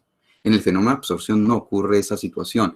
El fotón que va a absorber, va a ser absorbido, tiene que tener justo la energía para pasar esos estados. No puede ser ni más altica ni más pequeña, ¿sí? Si no, no va a haber absorción de la luz. El electrón, porque el electrón no puede pasar para acá. Quedarse como por aquí no puede hacerlo, ¿no? ¿Sí? Pero el electrón sí puede pasar a n igual a 2 y absorber otro fotón para ir a n igual a 3, ¿sí? Eso sí puede hacerlo, ¿no? Pero no que el mismo fotón que tenga una energía un poquito más alta fue aquí y se quedó aquí, no. Eso no va a ser posible, ¿no? En el fenómeno de absorción no se puede dar. ¿Por qué? Porque la energía del electrón es fija. La energía está cuantizada. El electrón no puede tener una energía intermedia entre estos valores de energía. No puede tenerla, simple y llanamente, ¿sí? Entonces no puede hacer ese saldo, quedarse con y el electrón quedarse con esa energía. En ese fenómeno óptico llamado absorción, como le digo, ¿sí? Como le digo, hay otros fenómenos ópticos que implican colisiones, que implican ganancia o pérdida de energía del fotón, ¿sí? Eso sí, pero son otros fenómenos ópticos, no en este, ¿sí? Bueno, ¿alguna otra pregunta, jóvenes? Bueno, Daniela tiene una pregunta, dígame. Sí, o sea, cuando usted explicaba sobre el fotón y cómo el fotón le otorga, o sea, entre comillas, le otorgaba le daba la energía suficiente al electrón para pasar de un estado a otro. O sea, si justamente pasa un fotón que no tenga cualquiera de estas energías o esa frecuencia, el electrón no va a inmutarse, o sea, no le va a pasar nada. No le va a pasar nada, correcto. La luz va a pasar de largo, ¿sí? La luz pasa de largo y no se va a ver afectado, en realidad, ¿no? ¿Sí? Ya. Eso es lo que en últimas ocurre con estos fenómenos, ¿no? Va a pasar de largo, ¿no? Como menciona Juan Camilo, existiría una posibilidad de lo que él menciona, pero en realidad las probabilidades son muy bajas e involucra a otros fenómenos ópticos, no al fenómeno de absorción, ¿sí? Bueno, ¿alguna otra pregunta antes de continuar? Profe, yo tengo una pregunta. Dígame, Luis. Entonces, ¿qué pasa con materiales como los que componen las velas solares, que los impulsa la radiación electromagnética? Pues no sé, como la cantidad de movimiento que lleva en los fotones. Por eso está involucrado otros fenómenos. El efecto Compton, por ejemplo, está involucrado allí. También están fenómenos dispersivos o fenómenos de esparcimiento, ¿sí? Porque esos no son los únicos fenómenos ópticos que ocurren aquí. Yo voy a trabajar principalmente son fenómenos de absorción y de emisión, ¿no? Que son los fenómenos más intensos, en realidad, ¿no? Pero hay otros fenómenos que son mucho menos probables que también ocurren, ¿sí? Y de hecho en las notas del profesor Julio pueden ver esos otros fenómenos, ¿no? Yo les voy a dejar en un taller un puntico para que vean para que vean cómo el electrón puede ganar el fotón puede ganar o perder energía también, y pueden salir dispersados o esparcidos fotones con energía mayor o menor con la energía con que llegó, por ejemplo, ¿no? Pero son otros fenómenos ópticos, como le digo. Son fenómenos de esparcimiento, ¿no? Que de acuerdo a lo que usted me dice, posiblemente serían fenómenos de ese tipo, ¿no? Pero no esos fenómenos que estamos hablando acá como tal, ¿sí? Ah, ok, profe. Gracias. Bueno, listo. Entonces, continuemos a ver. Entonces, esta es la característica acá. Vean otra cuestión también, que dependía, eso es para el átomo de hidrógeno, dependiendo de la separación entre un estado de energía y otro, la frecuencia absorbida del fotón pues puede ser mayor o menor, ¿no? Entre mayor sea la separación entre los estados, la frecuencia del fotón absorbido debe ser mayor, ¿sí? Y entre menor la separación va a ser menor, y por eso es que vemos también esta característica acá, que la frecuencia de ese fotón que yo lo puse rojo, ¿sí? Va a ser menor que la frecuencia de ese fotón que lo puse verde, y a su vez menor de ese fotón que va a ser azul, ¿no? Porque vean que la separación va a ser mayor o menor. Y he estado con esta fórmula, porque la diferencia de energía va a ser mayor o menor, que me va a dar un fotón con frecuencia mayor o menor, ¿no? Esta regla, de hecho, se llama la regla de frecuencia de Bohr, ¿no? Porque Bohr fue el que identificó esto, ¿no? Esta característica para los fenómenos de absorción y de emisión. No sé si de pronto ustedes vieron las reglas de Bohr en su curso de Química 1. Bueno, sí, bueno, excelente. Continuemos a ver. A este proceso, ¿sí? En el cual el electrón absorbe energía del fotón para pasar a estados excitados, se le llama transición, ¿sí? Es decir, uno dice que el electrón sufrió una transición, ¿sí? Para ir de un estado de más baja energía a la otro. Se llama transición electrónica, ¿no? Pero esos procesos no solamente ocurren en los electrones, también ocurren en las moléculas, donde lo que se excitan son los diferentes movimientos, o donde ocurre una ganancia de energía para los diferentes movimientos de los núcleos de las moléculas, ¿no? Entonces también ahí uno habla de una transición. Siempre que se involucre una absorción de energía para que la molécula del átomo pase a un estado de mayor energía, como en este caso, se dice que ocurrió una transición, ¿sí? Electrónica, atómica o molecular, dependiendo de cuál es el sistema. Bueno, ahora viene la emisión. La emisión es el otro caso, ¿sí? En la emisión, entonces, tenemos que va a ocurrir lo contrario. Tenemos, en el caso del átomo de hidrógeno, las energías del electrón, ¿sí? Si un electrón está en un estado excitado, bien sea en el primer estado excitado o segundo estado excitado, no en su estado fundamental, el electrón va a emitir energía. Es decir, va a emitir fotones, de hecho, espontáneamente, sin que usted le haga nada a su sistema, ¿sí? ¿Sí? Y va a haber pues una regla de probabilidad que le va a decir la probabilidad de emisión del fotón de emisión del fotón a un tiempo determinado. Entonces, emisión de luz significa esto. Cuando los electrones están en estados excitados y espontáneamente, ¿sí? Liberan fotones para irse a estados de más baja energía, ¿sí? Como lo vemos acá, ¿sí? Entonces, si tenemos un electrón acá, el electrón va a poder llegar al estado n igual a 2 o al estado n igual a 1. No va a poder llegar a un estado intermedio porque no existe. El electrón, por ejemplo, en n igual a 2 no va a poder llegar a energía menos 1.4 atojulios. Simplemente va a pasar de aquí para acá y va a emitir entonces un fotón con esa energía que va a ser equivalente a la diferencia de energía entre el estado inicial y final, ¿no?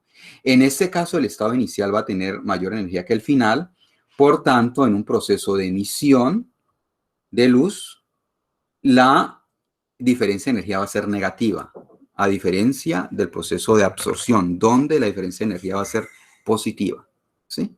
Va a ser diferente entonces. Bueno, entonces eso es emisión espontánea. Hay una característica de la emisión espontánea, es que los fotones salen en cualquier dirección, ¿sí? Usted no puede controlar la dirección de expulsión de los fotones. Si usted tiene detectores, por ejemplo, alrededor de toda su muestra de detectores de fotones, debido a la emisión espontánea, usted va a poder medir fotones en cualquier dirección, básicamente, ¿no? Bueno. Ahora hay otro fenómeno que es el fenómeno de emisión estimulada, ¿sí? El fenómeno de emisión estimulada, para que ocurra, se requiere que pasen fotones con la misma energía para que el electrón dé el salto de un estado de mayor energía a una menor energía, ¿sí? Supongamos que tenemos el caso de la línea verde, por ejemplo, ¿no? De este de acá. Si el electrón está acá, si pasó luz con frecuencia hν, que me da energía equivalente a la diferencia de energía entre el estado n igual a 2 y n igual a 1, el electrón va a liberar un fotón, ¿sí? Para ir de aquí a acá. Es decir, pasó un fotón con energía hν y salieron 2 fotones con energía hν, ¿sí? Pero hay una característica importante de esos fotones que salen. Van a salir exactamente con la misma longitud de onda. Y van a salir también aquí en fase, ¿sí? Eso se le llama entonces que van a salir con exactamente la misma dirección y la misma fase. Se le llama luz coherente, ¿no? Por allí recuerdo que un estudiante preguntó, la otra no recuerdo el nombre, sobre coherencia en el fenómeno de interferencia, ¿no? Y la coherencia es esa, básicamente, ¿no? Cuando los electrones tienen la misma fase, es luz con la misma longitud de onda, ¿sí? Constante, y que vamos a tener toda una serie de fotones que van a tener exactamente esa misma longitud de onda, ¿no? Entonces, eso es lo que si usted tiene ese caso, saldría un chorro de luz con un solo color. En este caso sería el color verde, por ejemplo, ¿no? Si apelamos a esos mismos colores. Esos colores no son los de aquí en realidad, ¿no? ¿Sí? Sino que es una manera nomás de decirlo, ¿no? Entonces solamente es para separarlos y todo, ¿no? Pero saldría entonces un chorro de luz con monocromático, porque sería nomás una sola longitud de onda, ¿no? Así es como funciona el láser, de hecho. El láser, ustedes ven que un rayo láser es un color específico. Y es por eso, el láser podemos decir que es luz coherente, ¿no? Todos los fotones tienen la misma fase y por tanto la misma longitud de onda, ¿sí? Y sale un solo color. La luz blanca o la luz de los bombillos incandescentes no es luz coherente, porque ahí hay fotones de muchas longitudes de onda, ¿sí? De diferentes longitudes de onda. Entonces no sería luz coherente, pero este caso se llama luz incoherente. En este caso sí tenemos luz coherente, ¿no? Entonces este es el otro fenómeno, el fenómeno de emisión estimulada, ¿no? Bueno, entonces hay un campo de la investigación en química, ¿sí? Y en física, de hecho, también, que se llama la espectroscopía óptica, porque hay otros tipos de espectroscopías, ¿no?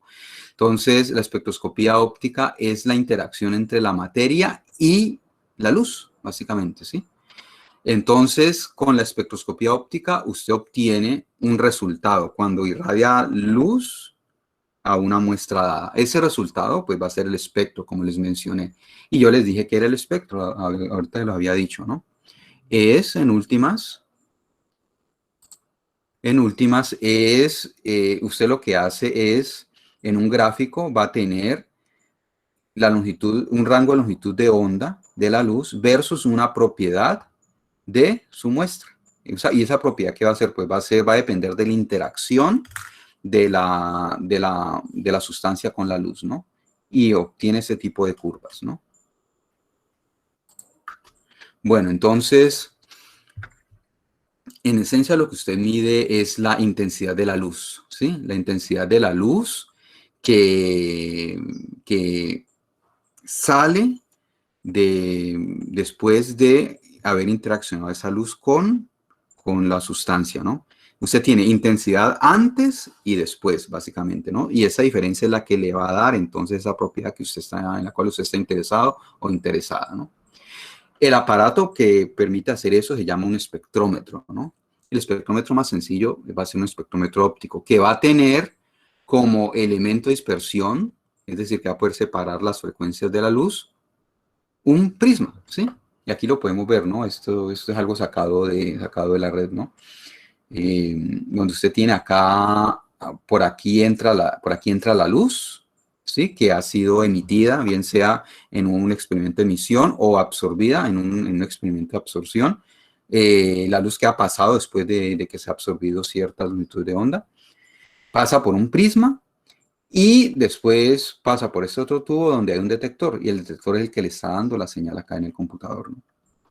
Bueno, entonces viene la pregunta, ¿uno cómo mide esa intensidad de la luz emergente, ¿no? ¿Sí? Es lo importante. Bueno, entonces vamos a verlo en términos de un experimento de absorción, es decir, espectroscopía de absorción, ¿sí? Entonces, tenemos lo siguiente. Tenemos primero una fuente de luz, ¿sí? Supongamos que sea luz blanca, por decirlo así. Va a tener toda esta longitud de onda involucradas. Recuerde que no es luz coherente. Son muchas longitudes de onda que están involucradas allí. Esa luz va a atravesar una muestra, ¿sí?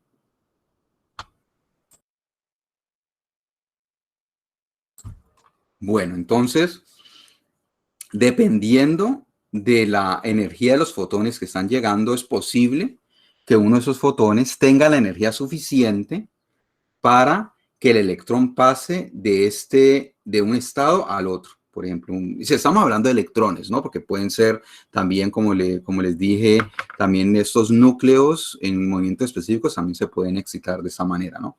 Pero entonces, en últimas, el átomo o la molécula se va a excitar si la frecuencia de la luz coincide con esta diferencia de energía, la hipótesis de frecuencia de Bohr, ¿no? ¿Qué sucede? Este fotón se perdió. En ese caso, que sería el fotón verde, se perdió porque la muestra lo absorbió. Pero, ¿qué sucede con los otros fotones? Supongamos que los otros fotones tengan frecuencia tal que no es capaz de que se dé una transición electrónica, ¿cierto?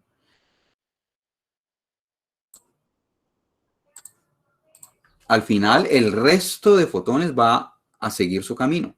Este quedó atrapado y el resto sigue su camino. Y al final usted va a detectar eso. Usted va a hacerlo de dos maneras. Una manera es detectar los fotones que pasaron, la frecuencia de los fotones que pasaron, y obviamente va a haber un espacio o un hueco, ¿sí? O un punto oscuro del fotón que no ha sido detectado, del fotón que no ha pasado porque ha quedado atrapado, ¿sí? Y después siguen los otros fotones. Es como, a modo de analogía que yo hago, es como si fuese un juego en el cual hubiese un cuarto oscuro con una entrada y una salida. Entonces, un grupo de estudiantes se mete al cuarto oscuro, ¿no? Entonces, la frecuencia, podemos hacer la analogía que la frecuencia es el nombre de cada estudiante. Entonces, Joselito, Pedrito, Valentina, todos irían allá se meterían a ese cuarto oscuro y que de pronto allá adentro haya un mecanismo que atrape a los estudiantes, ¿no? Supongamos que en el mecanismo allá atrapó a Pedrito, por ejemplo, ¿no?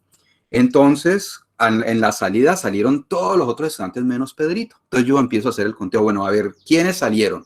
Entonces Pedrito salió, Valentina salió, Juliana salió, Adolfito salió, etcétera, etcétera. Entonces, es lo que yo diría, bueno, entonces aquí sería el nombre de los estudiantes que salieron menos Pedrito, que es el que dije que se quedó allí, por ejemplo, quedó atrapado, ¿sí? Y todos los otros salieron, ¿sí? Entonces sería algo como así, ¿no? O también lo puedo hacer de otra manera, ¿no? Registrar más bien el nombre del estudiante que quedó atrapado allá, ¿no? Pedrito fue el que quedó atrapado, entonces sería el nombre de acá y todos los otros salieron, entonces los otros no lo voy a registrar, registro nomás el que salió. Entonces hay dos maneras de registrar en última la intensidad de la luz en un espectro de absorción. Si yo registro el nombre o registro la frecuencia de la luz que salió y no registro las otras, se llama un espectro de absorción. Si lo que registro son las frecuencias de los fotones que salieron, excepto la que no salió, va a tener un espectro de transmisión o de transmitancia, ¿no? Va a ser dada por transmitancia, entonces va a ser un espectro de transmisión, ¿sí? Son nombres en realidad, ¿no? Pero bueno, entonces, esto en última lo que yo registro. Número de fotones, básicamente la cantidad de fotones con una frecuencia determinada, ¿no? Entonces, ahora vamos a cuantificar esa intensidad de la luz. Profesor, dígame, Diego. Tengo una pregunta. Bueno. En la espectroscopía, la emisión primero es luz blanca, o sea, con todas las longitudes de onda. ¿La emisión qué? La emisión vendría siendo luz No, pero blanca. aquí estamos hablando de espectro de absorción, no de emisión, ¿no? Mucho cuidado, que es diferente. Pero en el gráfico, en la primera parte que coloca emisión. ¿En dónde? ¿Aquí en el que estoy mostrando? En la parte de abajo, en el que está el modelo. No, pero esa es emisión de la luz de la fuente de luz. Sí, profesor. Es emisión de la luz, pero eso no es un espectro de emisión. ¿Por qué? Pero bueno, siga. De pronto es que estoy pensando otra cosa. ¿Qué sucede allí? En esa emisión de esa luz hacia la muestra, ¿sí? Como usted nos mencionaba, entonces un electrón, digamos, atrapó el fotón de luz verde, por ejemplo. Sí, por ejemplo, sí. Ahora mi pregunta es solamente, o sea, ¿cómo se controla para que la emisión de la luz, desde pues el principio del gráfico que le menciono, de la luz blanca, no mande otro fotón con la misma luz verde para que la muestra haga una emisión estimulada y en la detección termine habiendo dos fotones de luz verde? Lo que pasa es que todos los fenómenos ópticos, absorción, emisión, ¿sí? Todos los otros ocurren al mismo tiempo. En realidad, todos esos efectos están ocurriendo al mismo tiempo, ¿sí? Eso ocurre, ¿no? Entonces, lo que pasa es que aquí entonces va a depender de la naturaleza del experimento como tal, ¿no? ¿Sí? Donde usted entonces registra en su mayoría, por ejemplo, en el caso del fenómeno de absorción, por supuesto que hay electrones que se van a excitar y después vienen otros, porque eso es un chorro de luz y hacen el fenómeno, estamos de acuerdo, hacen el fenómeno, sí es cierto, pero en su mayoría usted no va a detectar en últimas aquí, ¿cómo decirlo? Como un cero acá, ¿cierto? En últimas, cuando usted está detectando la luz, usted va a detectar es como un huequito, pero no un huequito con cero, porque el fenómeno de emisión estimulada y emisión espontánea, todo se está dando al mismo tiempo en realidad. Entonces sí tiene razón. Usted lo que hace es, cuando usted detecta, es que también de alguna manera usted está detectando estos fotones emitidos por emisión espontánea, por ejemplo, más que todo los de emisión estimulada, ¿no? ¿Sí? Los recibe acá, pero los recibe en menor cantidad. Entonces usted no va a ver un cero, sino que va a haber un mínimo acá, que va a tener una pequeña diferencia. Básicamente es lo que usted obtiene. Ahorita cuando le muestre más o menos pictóricamente cómo es un espectro de absorción, ahí lo verá que en realidad eso no llega a cero exactamente, ¿no? Sino que llega hasta ese pedacitico de allí, ¿sí? Pero es cierto, ocurren todos los fenómenos involucrados allí. Todos los fenómenos de esparcimiento, de emisión, de absorción ocurren en la muestra, ¿no? ¿Sí? De acuerdo, profesor, gracias. Bueno, de nada. Muy buena pregunta, Diego. ¿Alguna otra pregunta, jóvenes?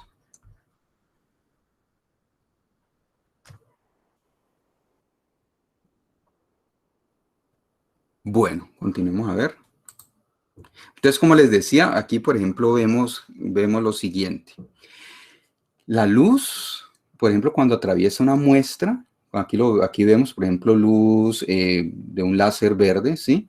Y aquí tenemos una muestra que está coloreada, líquida. Entonces vemos cómo a medida que atraviesa la muestra, la luz se va viendo como atenuada. Usted va viendo que la intensidad va disminuyendo, ¿cierto? ¿Sí?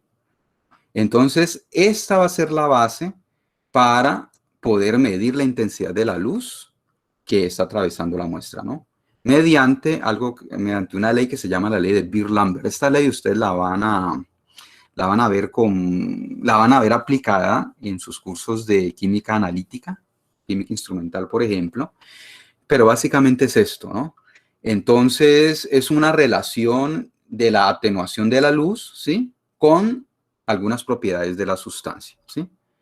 Entonces, la ley de Beer-Lambert me dice que la atenuación de la luz, ¿sí? Que está dada por esta pequeña diferencia, por este diferencial menos DI, esa es la intensidad de la luz que va a depender, va a ser intensidad espectral porque va a depender de la frecuencia, va a ser proporcional a ¿qué? A, primero, la intensidad de la luz, ¿cierto? Intensidad espectral, que tiene una definición específica. También va a ser proporcional a la concentración de la sustancia en la muestra y al camino recorrido, ¿sí? Es decir, lo cual aquí se ve que tiene sentido, ¿no? Por ejemplo, entre más concentrada sea la muestra, ¿sí? La atenuación, que es esta diferencia, este de I en realidad es, podemos decir lo que es la diferencia entre la intensidad de la luz que llegó y la intensidad de la luz que salió, de alguna manera es esto. Entonces, entre más concentrada sea la muestra, pues va a haber mayor atenuación, ¿sí? Y entre más largo el camino que recorra el chorro de luz, ¿sí? Pues también la atenuación va a ser mayor, por supuesto, o sea, atenuar más, ¿no? Entonces, sí tiene sentido, la ley de Beer-Lambert tiene sentido, ¿no? Bueno, entonces, ahora, es una ley que no es general, ¿no? Ocurre, es válida solamente cuando tenemos luz de poca intensidad, ¿no? Que es la que se suele trabajar en los experimentos de espectroscopía típicos que trabajan los químicos, ¿no? Luz de poca intensidad, ¿sí? Cuando tenemos luz de poca intensidad, las transiciones que ocurren, tanto transiciones transiciones que dan lugar a emisión o absorción, esas transiciones se dan por absorción o emisión de más que todo de absorción de un fotón en realidad, un fotón por transición, ¿sí? No, porque el sistema, si usted tiene muchos fotones, si hay una radiación de alta intensidad, bastantes fotones, pueden haber transiciones multifotónicas, ¿no? Que no es el caso acá. Entonces es una situación de que se está dando transiciones que involucran un solo fotón. Y en ese régimen, que es el régimen de óptica lineal, se cumple la ley de Beer-Lambert. En el otro régimen es el régimen de no lineal, que es más complicado, por supuesto, que este, ¿no? Bueno, entonces, yo puedo integrar la ley de Beer-Lambert, ¿sí? Para pasar de su forma diferencial a su forma integral, ¿no? Cuando lo hago, yo paso la intensidad espectral a este lado de acá, me da de I sobre I, ustedes saben que eso me da un logaritmo, pero en la ley de Beer-Lambert se suele utilizar es el logaritmo de base 10, ¿no? Entonces lo que se hace es convertir el logaritmo neperiano al logaritmo de base 10 por el factor de conversión, que ustedes lo deben conocer, y que me da lugar a una nueva constante, que no es el coeficiente de absorción, que va a depender de la sustancia. Sustancias diferentes tienen coeficientes de absorción diferentes. Y voy a obtener otro coeficiente que es el coeficiente de absorción molar o de extinción, que es el coeficiente de absorción sobre el factor de conversión entre el logaritmo de base 10 y el logaritmo de base neperiana, que es justo este número aquí, 2.303. Bueno, entonces, eso es después de hacer la integración. Ahora yo puedo definir algo. Ahora, cuando yo hago esa integración y tengo este logaritmo de la intensidad inicial sobre la intensidad final, ¿sí? Después de pasar la muestra, cuando yo registro en mi espectro este logaritmo, que va a ser directamente dependiente de esto, yo tengo la absorbancia, ¿sí? La absorbancia va a ser esto. Pero también yo puedo definir la transmitancia. La transmitancia no es el logaritmo, sino el cociente entre estas dos cantidades, I sobre I sub 0. En este caso en este caso de acá yo tengo es la transmitancia acá, y en este caso yo tengo la absorbancia. Entonces yo tengo dos maneras de expresar el espectro, en términos de absorbancia o en términos de transmitancia, ¿sí?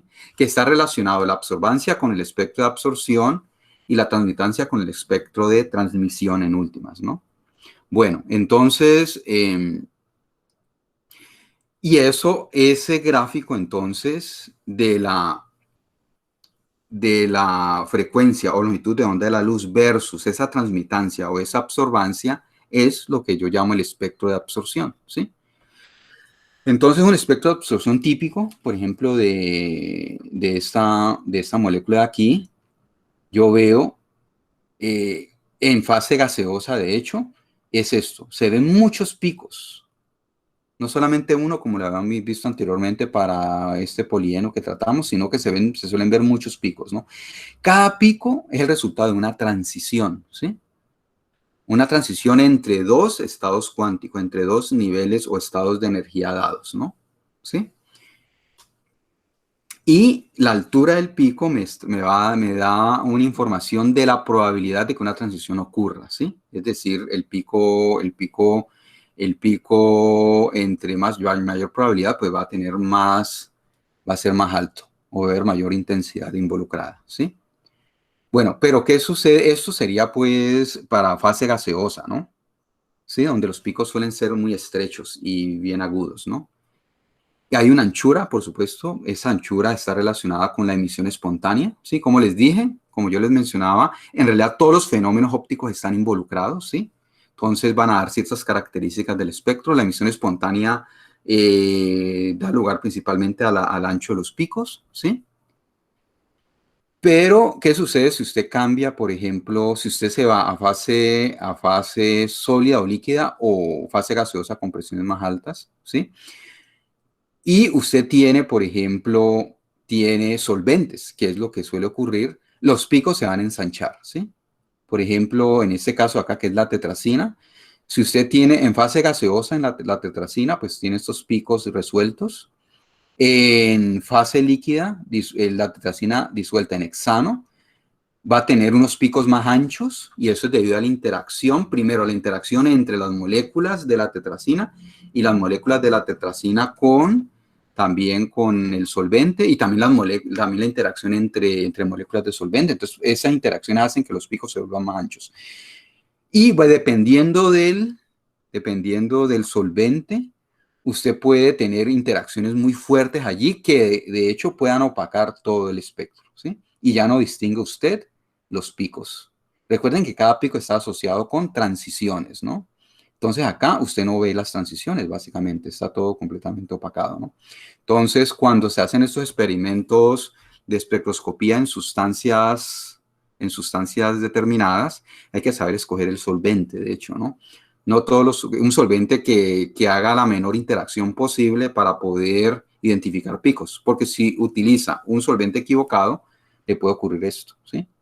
Debido a las grandes interacciones que hay allí entre soluto y solvente, y entre solvente y solvente opaca completamente el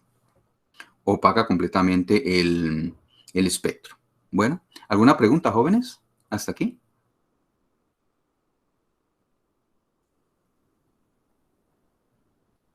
Bueno, y aquí vemos el otro ejemplo, que es como les digo, la versión bonita del espectro de absorción, en términos de absorbancia, ya sabemos lo que es, del ultravioleta visible del butadieno, ¿sí? Que se ve también el pico. Entonces, ese pico es el resultado de una transición, ¿sí? Y va a ser una transición electrónica de los electrones pi en esa molécula, de hecho. Bueno, entonces aquí de modo pictórico les voy a mostrar esto, ¿sí? Supongamos que estamos en un laboratorio, ¿sí?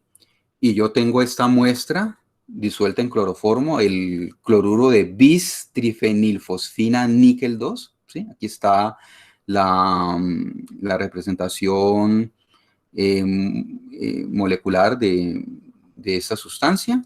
Supongamos que lo tenemos acá, en esta muestra, en este tubito de ensayo. Introducimos ese tubito de ensayo en el espectrómetro ultravioleta visible, por ejemplo, ¿no? ¿Sí? En la Universidad del Valle, ahí en los laboratorios hay ese tipo de espectrofotómetro ultravioleta visible, se inserta acá hay un espacio donde se inserta la muestra, el tubito de ensayo, se hace pasar luz de esta manera, como lo vimos acá, así, se hace pasar, ¿sí? Y se obtiene esto, ¿sí? La absorbancia, ¿sí lo ven? Se obtienen los picos. Y si ve, Diego, que en realidad usted no obtiene, son absorbancia, recuerden que son picos, ¿no? Pero que en realidad no se ven ceros, en realidad.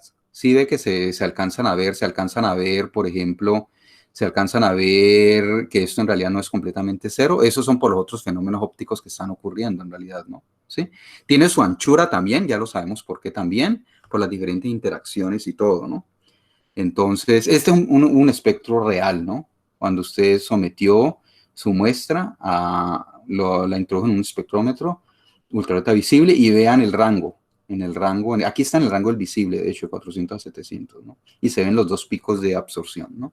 Bueno, entonces ya para terminar, les voy a mostrar entonces diferentes espectros dependiendo del experimento que se realice.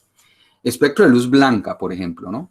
Usted tiene, por ejemplo, la luz blanca se puede crear con un arco eléctrico, ¿sí? Hace pasar la luz blanca por un prisma y obtiene el arco iris que habíamos visto, ¿no? Y usted puede, de hecho, tener su espectro, el arco iris. Este espectro aquí, nomás esta franja aquí le están nomás los colores, pero el espectro, además de los colores, le da la intensidad de la luz que llegó al detector, ¿no? Se puede ver que la luz blanca, por ejemplo, tiene una intensidad menor, alrededor de 400 y alrededor de 700, y alrededor de 500 por acá, tiene una intensidad mayor la luz blanca. No significa que todos los fotones llegan en la misma cantidad, ¿no? En últimas hay unos que llegan menos y otros que llegan más, ¿no? Esa es la composición de la luz blanca, ¿no? Bueno, ¿qué sucede con esto? Sería luz blanca. ¿Qué sucede si en el camino aquí, entre la rendija y la fuente de luz blanca, pongo una muestra de gas de hidrógeno, por ejemplo, ¿sí? Entonces voy a ver este espectro aquí. ¿Este espectro cuál va a ser? ¿Un espectro de transmisión o de absorción en espectroscopía de absorción? ¿Cuál va a ser? De absorción. Es de absorción, sí, el espectro, pero recuerden que hay dos formas de representar la intensidad, absorbancia o transmitancia. Entonces, la intensidad aquí, ¿cómo la estamos representando? ¿Como absorbancia o transmitancia? ¿Ustedes qué opinan? Ahí sería absorbancia. Como, bueno, por ahí dos dijeron al mismo tiempo que no entendí. Por ahí alguien dijo absorbancia, me parece que fue Jessica. ¿Daniela qué dijo? Profe. Ah, bueno, bien, Jessica. ¿Y Daniela qué menciona? Entiendo yo que sería transmitancia porque ahí en el espectro se está viendo más de una forma de luz, pero algunos están en negro. Correcto, algunos huecos. Muy bien, Daniela. Es cierto, es un espectro de transmitancia en realidad, ¿no? Porque recuerden que la transmitancia está relacionada con la transmisión, ¿no? Y lo que se detecta son los fotones que llegaron menos los que quedaron atrapados, ¿sí? Por eso que se ven las líneas negras. Pero también, aquí era lo que le queríamos mostrar a Diego Alejandro, vea que esto no llega a cero. Este pocito o este hueco no llegó a cero. Vea que existe intensidad diferente de cero. Eso significa que están llegando fotones de alguna manera con esas longitudes de onda. Y esos fotones van a ser resultados ¿de qué? De los otros fenómenos ópticos involucrados allí, ¿sí? Entonces en realidad no hay manera de evitarlo. Esos fotones también llegan al detector y se registran ahí en el espectro.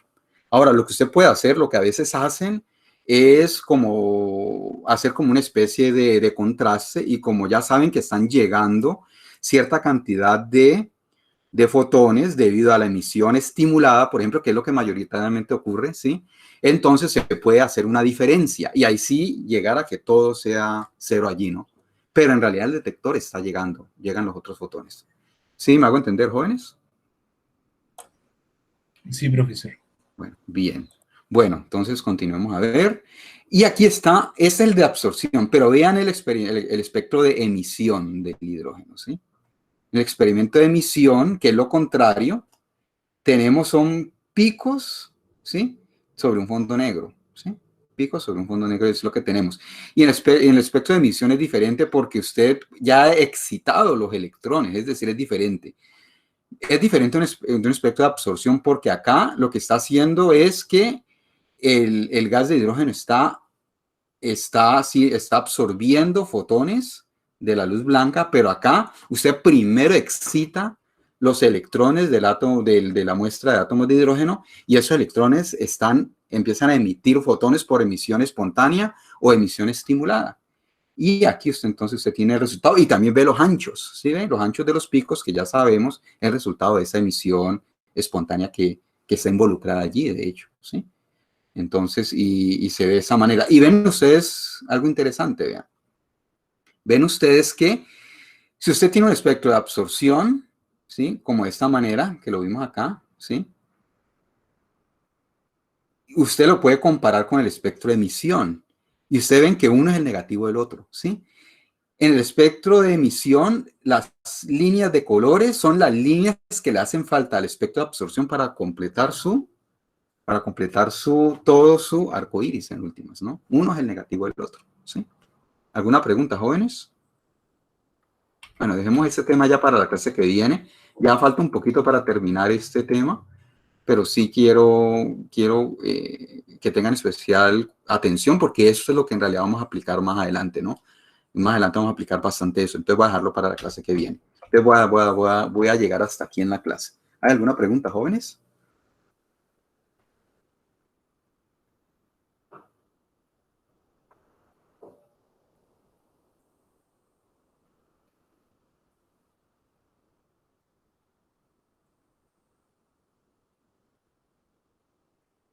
¿Alguna duda? Bueno, listo. Si no hay preguntas, pues ya aquí doy por terminada la clase del día de hoy. Si tienen alguna pregunta del taller o algo, los que quieran quedarse ahí un par de minuticos, podemos resolver alguna inquietud que tengan de los talleres, no hay problema. No me puede demorar mucho, de hecho, pero pues sí puedo discutir algo con ustedes. O cualquier otra cosa, ¿no?, que quieran discutir del curso.